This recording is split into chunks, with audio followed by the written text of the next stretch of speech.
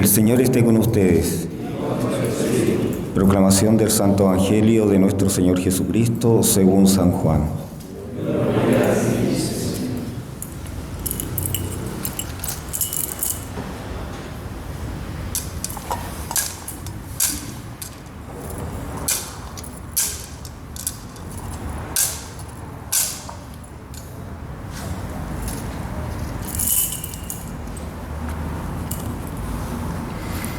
Jesús dijo a los judíos: Yo soy el pan bajado del cielo. El que come de este pan vivirá eternamente, y el pan que yo daré es mi carne para la vida del mundo. Los judíos discutían entre sí diciendo: ¿Cómo este hombre puede darnos a comer su carne? Jesús les respondió: Les aseguro que si no comen la carne del Hijo del Hombre y no beben su sangre, no tendrán vida en ustedes. El que come mi carne y bebe mi sangre tiene vida eterna, y yo lo resucitaré en el último día. Porque mi carne es la verdadera comida y mi sangre la verdadera bebida. El que come mi carne y bebe mi sangre permanece en mí y yo en él. Así como yo, que he sido enviado por el Padre que tiene vida, vivo por el Padre. De la misma manera, el que come vivirá por mí. Este es el pan bajado del cielo, no como el que comieron sus padres y murieron. El que coma de este pan vivirá eternamente. Palabra del Señor. Gloria a ti, Señor Jesús.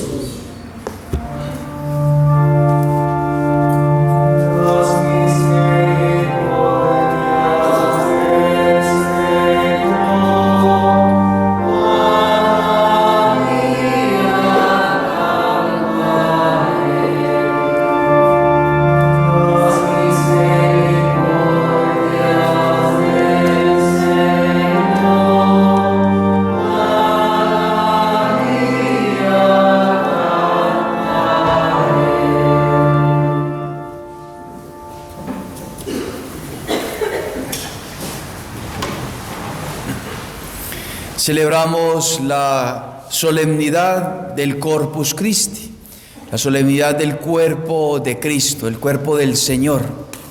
Y con gran alegría porque es el fundamento de nuestra fe. Y pedimos al Señor, a la Virgen María, que hoy la palabra caiga sobre terreno fecundo, sobre tierra buena, para poder que tenga frutos eternos esta palabra, que podamos nosotros verdaderamente tener un antes y un después, valga la redundancia, de haber escuchado este Evangelio y vivido esta celebración eucarística. Porque la Iglesia se ha esmerado durante siglos en poder construir el culto que se le debe a nuestro Señor Jesucristo en la Eucaristía.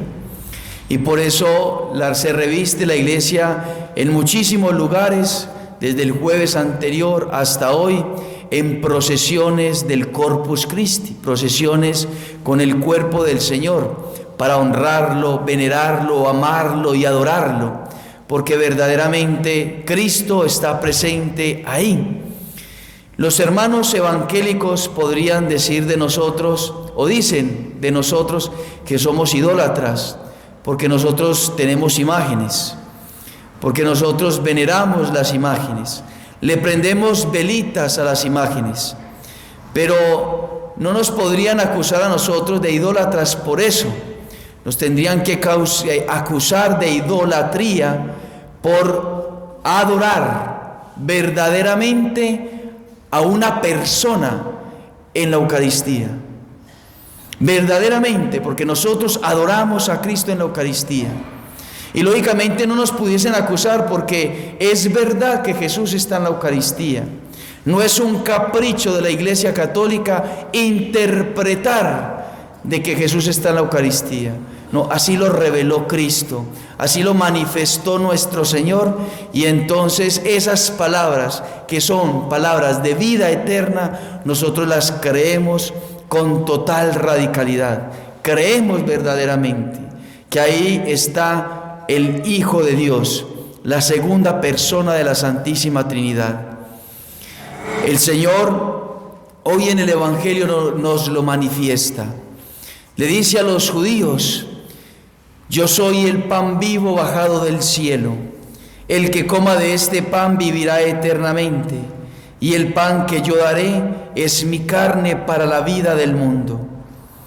El pan que yo daré, entonces hace referencia al pan que yo daré es mi carne.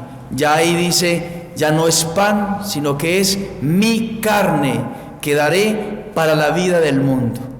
Y los judíos empezaron a dudar y empezaron a decir: pero ¿cómo es este que nos puede dar a comer de su carne?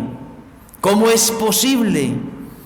¿Será verdad eso? Ellos entendieron muy bien a qué se refería el Señor. Ellos se imaginaron, los judíos se imaginaron comiéndose la carne de nuestro Señor. Y entonces ellos tendríamos que caer en el pecado de ser caníbales, comer la carne de un ser humano. Y el Señor, que quiere dejar todas las cosas claras y las dejó todas claras, el Señor lo reafirma y lo contrarreafirma. Porque el Señor les dice: les aseguro que si no comen la carne del Hijo del Hombre y no beben su sangre, no tendrán vida en ustedes. No tendrán vida en ustedes. Y si quedó alguna duda, entonces el Señor lo vuelve a afirmar: el que come mi carne y bebe mi sangre tiene vida eterna, y yo lo resucitaré en el último día. Y si quedó alguna duda más, entonces el Señor lo vuelve a afirmar: y mi carne es verdadera comida y mi sangre verdadera bebida. El Señor lo está afirmando. El Señor no se dio la tarea de explicar como si fuera simbólico, no, el Señor nos reafirma como es verdaderamente el cuerpo y la sangre de Jesús. Y así lo ha vivido durante 2020 años nuestra Madre la Iglesia. Y podemos nosotros citar, empezando por San Pablo, que San Pablo no conoció a Cristo físicamente. Cuando estaba durante el tiempo con los apóstoles no lo conoció, pero él recibió de los apóstoles esa verdad. Y por eso en 1 Corintios 11:23 San Pablo va a decirnos de la siguiente manera: porque yo recibí del Señor lo que os transmití. Es decir, San Pablo, que no estuvo en la última cena, que no sabía qué había hecho el Señor, recibió de los apóstoles y les está transmitiendo a los corintios, a los fieles, a los cristianos de la comunidad de Corinto. Les está diciendo: aquello que yo recibí, que Jesús hizo en la última cena, eso se los transmito yo. Que el Señor Jesús, la noche en que era entregado, tomó pan, dio gracias, lo partió y dijo: este es mi cuerpo que se entrega por vosotros. Haced esto en memoria mía. Asimismo tomó el cáliz después de cenar y dijo: esta copa es la nueva alianza en mi sangre. Cuantas veces lo bebiereis, hacedlo en memoria mía. Pues cada vez que comáis de este pan y bebéis de este cáliz, anunciáis la muerte del Señor hasta que venga. De San Pablo también lo creyó, y lo creyeron los primeros cristianos. San Justino narra en el siglo II cómo celebraba la Eucaristía la iglesia primitiva. Y es más, hubo un niño hermoso que se llama San Tarcisio en el siglo III, donde él fue enviado por el sacerdote para que pasara desapercibido en medio de los romanos, que estaban arrestando, encarcelando a los cristianos para matarlos, para crucificarlos, para quemarlos o echarlos de alimento a los leones, a los animales. El sacerdote envió a Tarcisio. porque lo encontraba idóneo, ardoroso, amoroso con Jesús, creyente en Jesús Eucaristía, y el sacerdote le encomienda de que sea el portador de Jesús a los cristianos que están en las cárceles. Y Tarcisio toma a Jesús envuelto en un pañito sobre su pecho, lo guarda sobre su pecho abrazándolo, se pone una manta para cubrirse y sale por las calles para llevar a Jesús a los cristianos. Se encuentra con unos amigos que le invitan a jugar, él les dice que no, que tenía que ir a hacer una tarea muy importante, lo empiezan a estrujar para un lado, para el otro, se cae su manto, se dan cuenta que lleva algo ahí, se dan cuenta que era aquel en el cual creían los cristianos, Jesús Eucaristía, y entonces lo acusan, y ya vienen los soldados romanos y le dicen: tírelo al suelo, si no quieres que te matemos. Y Tarcisio, de 13 años, dice vehementemente y radicalmente: prefiero perder mi vida antes que ofender a nuestro Señor. Creía verdaderamente en Jesús Eucaristía. Y así lo creyó durante 2020 años la Iglesia. Y bueno, citemos a una niña muy hermosa que se llama Antonieta Meo, llamada cariñosamente Nenolina, de 1930. Nace en 1930 y muere en 1937, a la edad de 6 años y medio. Y ella, que no alcanzaba todavía la plenitud del uso de razón, tenía claridad en quién estaba creyendo, quién había en el sagrario, quién estaba en el sagrario, quién era ese Jesús Eucaristía, porque le empieza a decir a la mamá: mamá, yo quiero recibir a Jesús, yo quiero tenerlo dentro de mí, así como ustedes le comulgan, yo le quiero comulgar. Y entonces la mamá le dice: pero mi niña, no puedes porque todavía no tienes la edad para hacer la primera comunión.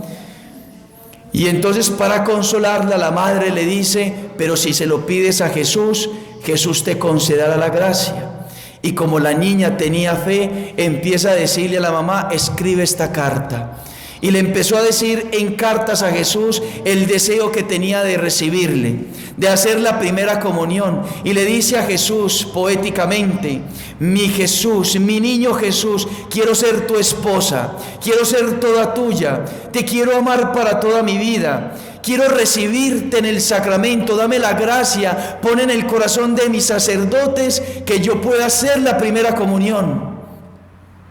Y ella guardaba la cartica, se la ponía ahí en una imagen que tenía el niño Jesús, porque decía ella: mi niño vendrá a leer las cartas cuando yo esté durmiendo. Y a los 6 años y medio, la niña hace la primera comunión. Hace la primera comunión. Le da una enfermedad muy grave.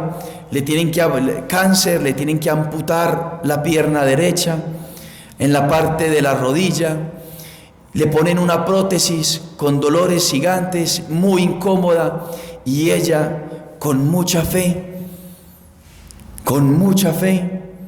iba frecuentemente, salía de su casa, se iba caminando por la vereda y llegaba a la iglesia que quedaba a unos cuantos pasos, a unos cuantos metros de su casa, y llega a amar y a tener tiempo con Jesús Eucaristía. 6 años y medio, y iba sola al templo y se quedaba media hora delante del sagrario, porque sabía que ahí estaba su Señor, su Dios. Una vez la madre dice: ¿dónde está mi hija? Va a buscarla, se la encuentra en la iglesia. Y entonces, como la ve de rodillas, con una pierna amputada, de rodillas, doliéndole por la incomodidad, la niña oraba, y así con las manitos de rodillas, una niña de 6 años y medio, y rezaba y oraba delante del sagrario. Y la mamá ya decía: pero ya lleva 1 hora ahí de rodillas, ya tenemos que irnos. Y la coge, le abraza por detrás y se la lleva para su casa. una niña de 6 años y medio. Sacaba tiempo para estar con Jesús en la Eucaristía, delante del sagrario. Nos da ejemplo. Creía verdaderamente que estaba en la Eucaristía. Otro joven, adolescente, Carlo Acutis, beato, creía verdaderamente que Jesús estaba en la Eucaristía.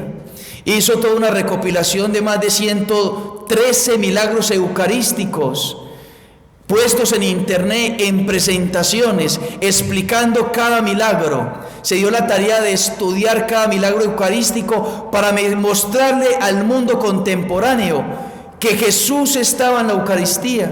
Y una vez se le acercan sus padres, ya que a usted le gusta tanto conocer a Jesús, lo queremos llevar de paseo a Tierra Santa para que conozca los lugares maravillosos donde Jesús estuvo. Y él dice: no, madre, no, papá, que nos vamos a ir por allá, nos gastaremos mucho dinero. Más bien, ese dinero que nos vamos a gastar allá, compremos cosas para los pobres y se las damos a los pobres. Porque yo sería contento yendo a Tierra Santa, pero más contento estoy yendo al sagrario, porque en el sagrario no encuentro un lugar santo, sino que encuentro al Santo de los Santos. Y Carlo Acutis, después de que venía del colegio, de la escuela, le decía a aquel que le acompañaba, a aquel que le cuidaba: lléveme al Santísimo. Frecuentemente, todos los días, iba media hora, 1 hora a estar con Jesús. Le comulgaba todos los días Carlo Acutis a Jesús, porque creía verdaderamente que estaba ahí en la Eucaristía. Tenía fe en que Jesús verdaderamente estaba vivo en la Eucaristía, porque Jesús está vivo en la Eucaristía. Y si no, preguntémosle a los 3 pastorcitos, 1917, donde ellos, después de recibir al ángel, se esmeraban por visitar a Jesús en el sagrario también. Pasaban, y antes de entrar al colegio pasaban y saludaban a Jesús, y después de salir del colegio se quedaban media hora, 1 hora también delante de Jesús Eucaristía. Y si le preguntásemos a Francisco Marto, San Francisco Marto, ¿usted qué va a hacer allá a la iglesia? Él nos respondería, porque le respondió a Sor Lucía: yo voy a estar con Jesús porque quiero amarle, adorarle y repararle, ya que es tan ofendido por sus criaturas. Le reparaba a Jesús y creía verdaderamente que Jesús estaba ahí en la Eucaristía. Cuánto amor nos enseñan los niños, cuánto amor nos enseñan los santos en relación a Jesús Eucaristía. Y nosotros muchas veces decimos: no, es que quizá no tengo tiempo, es que quizá tengo muchas cosas que hacer, es que quizá el frío, es que quizá caminar tanto, es que quizá... Y cuando el niño está enamorado, cuando el santo está enamorado, no hay excusa para estar delante de Jesús. No hay excusa para estar delante de Jesús en la Eucaristía. Tenemos que anidar esa verdad en nuestro corazón. Tenemos que enraizar esa verdad absoluta de que Jesús está verdaderamente en la Eucaristía. Si creemos verdaderamente, vengamos a visitarlo. Está aquí en el sagrario y su corazón ahí late de amor por ti. Está allá en la capilla todos los días de 8 de la mañana a 7 de la tarde. Ahí expuesto para ti, para que vengas a amarlo, a adorarlo, como Antonieta Meo, como San Tarcisio, como Carlo Acutis, como todos los santos. Dedicarle tiempo a Jesús Eucaristía, porque Él está ahí verdaderamente presente. Para el católico no se conforma con orar, que hay que orar en la mañana, en la noche, al mediodía, etc. El católico no se conforma con esa oración, porque sabe que hay una persona viva, presente, real y verdadera en la Eucaristía. En la Eucaristía. ¿Cuánto tenemos que sacrificar para estar delante de Jesús? Sí, hay que sacrificarlo, así como sacrificó Tarcisio su vida para estar con Jesús, para amar a Jesús. Si creemos verdaderamente, si le creemos a las palabras de Cristo, si Él es nuestro amor, si Él es nuestra vida, si Él es nuestro esposo, como decía Antonieta Meo a la edad de 6 años y medio. Jesús está verdaderamente ahí. Y por eso la iglesia hoy sale en procesión en el Corpus Christi, para que Jesús sea intronizado, para que Jesús sea alabado, amado, adorado, y se le canten cánticos y alabanzas, porque se merece toda adoración el Señor, toda adoración el Señor. Y es que cuánto amor ha tenido el Señor, Él se lo merece. Dios, siendo Dios, se rebajó, se abajó. La kenosis, dice la iglesia, el abajamiento absoluto de Dios, creador de todas las cosas, se abajó a hacerse un hombre, se bajó a una criatura, Yo podría decir, si tuviese la posibilidad, yo puedo hacerme del tamaño de una hormiga, y eso no sería tan extraordinario, porque igualmente yo soy criatura como es criatura una hormiga. Tengo una mayor dignidad, evidentemente, pero sigo siendo una criatura como es una criatura la hormiga. En cambio, Dios, siendo el creador de todo, en un amor extremo hacia el ser humano, un amor extraordinario hacia cada uno de nosotros, decide hacerse hombre, infinito a limitado, eterno a temporal. Un amor extraordinario, pero no le valió eso al Señor, sino que lo hizo de una manera silenciosa. Se encarnó en el vientre purísimo de la Virgen María, estuvo durante 9 meses en el vientre de Nuestra Señora, oculto a todos, por amor a nosotros. Y no le bastó con eso, vivió durante 30 años oculto en la casita de Nazaret, por amor a nosotros. Y no le bastó con eso, por demostrarnos ese amor grandísimo, se colgó en la cruz y ofreció todos sus dolores, sus sufrimientos por nosotros. Y no le bastó eso, hacerse una criatura que se entregó, que sufrió por amor a nosotros, sino que se hizo una cosa, se hizo pan y se quedó en la Eucaristía por amor a nosotros, por amor a nosotros. Y entonces tendríamos que preguntarle a un ex pastor protestante, Fernando Casanova, que cuando se convirtió hizo esta pregunta, y yo hoy lo cito: ¿cómo es posible que todos los católicos no vayan a misa todos los días? Porque él decía, yo como evangélico, que tenía sed de Dios, que tenía sed de Cristo, que tenía hambre de Cristo y que frecuentaba la palabra de Dios todos los días, porque quería tener ese contacto con Cristo, desconocía esa otra parte, que Jesús estaba en la Eucaristía, y Él nos explicaba, y nos explica todavía ahora porque lo sigue predicando, nos explica cómo es posible que nosotros, teniendo la oportunidad de recibir a Jesús, los católicos no lo reciban. No lo reciban. Él se merece toda nuestra alabanza, se merece nuestro corazón. Él quiere estar en nuestro corazón. Él lo dice: así como el que come mi carne y bebe mi sangre permanece en mí y yo en él. Es el deseo de Jesús, de que Él quiere permanecer en nosotros, en nuestro interior, en nuestro corazón. Él nos quiere amar, Él nos quiere abrazar, nos quiere alimentar. El vacío del corazón, las tristezas, los dolores, los sufrimientos, todo eso se vuelve pesadísimo porque nos falta Eucaristía, porque necesitamos ser eucarísticos. Entre más eucarísticos, más amantes de Jesús, más felicidad, más gracia, más alegría. Entre más Jesús, más felicidad, porque Él es nuestra felicidad. Él es nuestra felicidad. Y entonces la iglesia le da un culto de latría, de adoración a Jesús ahí en el sacramento. Y entonces quería seguir con San Pablo. San Pablo dice: por tanto, quien coma el pan o beba el cáliz del Señor indignamente, será reo del cuerpo y de la sangre del Señor. Así que cada cual se examine interiormente antes de comer el pan y beber del cáliz, pues quien come y bebe sin discernir el cuerpo, come y bebe su propia condenación.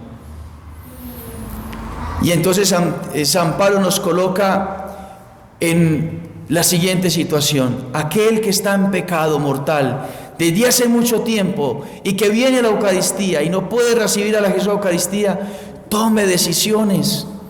Salga del pecado para que usted pueda ser templo de Cristo, para que Cristo venga y se una a su alma que tanto le necesita. Que Jesús pueda deleitarse en su corazón, en su interior y poderle hacer feliz.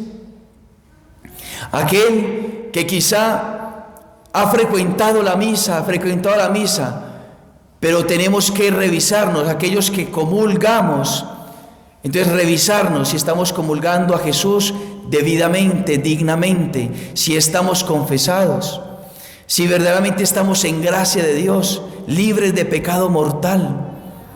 Porque si se comulga a Cristo en pecado, con el alma manchada, como dice San Pablo, comemos y bebemos nuestra propia condenación. Yo no lo digo por ser rigorista, lo digo por pastor de almas, porque quiero su salvación. Y San Pablo así nos lo revela, porque así lo recibió de los apóstoles, lo recibió de Cristo. Hay que estar en gracia de Dios para poder comulgar a Cristo. Hay que estar en gracia de Dios para poder recibirle al Señor. Entonces, si hay una persona que está en conciencia de pecado, que no se ha confesado después de haber faltado a misa los domingos, de haber planificado con métodos artificiales, de haber cometido pecados graves contra el sexto, noveno mandamiento, contra el quinto mandamiento, el aborto, la eutanasia, todo eso, pecados graves, y hay conciencia, no ir a hacer la fila para comulgar, porque es comer y beber la propia condenación. El demonio quiere incitarnos a cometer los pecados más graves, y cuando nos ha incitado a cometer un pecado grave, nos va a llevar a hacer otro más grave: comulgar a Jesús en pecado mortal.